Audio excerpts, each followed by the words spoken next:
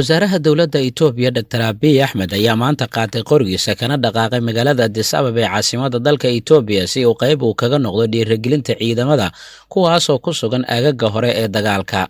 Ra'iisul wasaaraha dowladda Itoobiya ayaa shaaca ka qaaday in wixii ka bilowda maanta ay toos kaga qayb qaadan doonaan mas'uuliyiinta ugu sarreysa dowladda dhiirigelinta ciidamada qalabka sida, sidoo kalena ay tegi doonaan furoomaha hore ee dagaalka.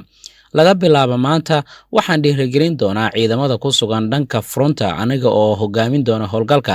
Sidaas ayaa lagu yiri qoraal ka soo baxay xafiiska ra'iisul wasaaraha dowladda Itoobiya Dr. Abiy Ahmed oo maalintii shalay lagu daabacay barta Twitter-ka ee ra'iisul wasaaraha uu leeyahay.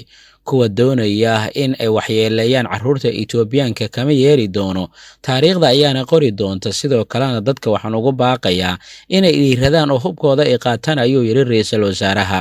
Qoraalka ka soo baxay xafiiska ra'iisul wasaarahan 45 sano jirka ah horeyna u ahaa sarkaal ka tirsan ciidamada booliiska ayaa waxaa lagu sheegay inaan si rasmi ah loo shaacinin goobta uu kaga qaybgeli doono dagaalada iyo goobaha furmaha ah ee uu booqan doono.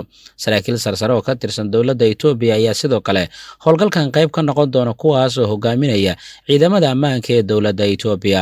Waxay ka dhigan tahay ra'iisul wasaaraha si toos inuu ugu biiray howlgallada ka dhacaya waqooyiga dalka Itoobiya.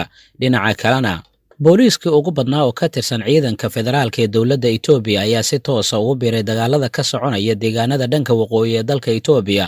Waxaa la arkaya gaadiidkii ugu badnaa ee ciidamada booliiska, kuwaas oo soo daadguraya kumanaan ka mid ah ciidamada si ay si toos kaga mid noqdaan dagaalada ka dhacaya waqooyiga dalka Itoobiya, kuwaas oo lagula jiro ciidanka jabhadda Tigreega iyo isbahaysigooda. Inkastoo markii horeba qayb ay ka hayeen ciidamada booliiska dagaalka, haddana markaan si rasmi ayay u shaaciyeen, waxaana ay sheegeen inay sii laba jibaareen tirada askarta ciidanka booliiska ee ka qayb qaadanaya dagaalka.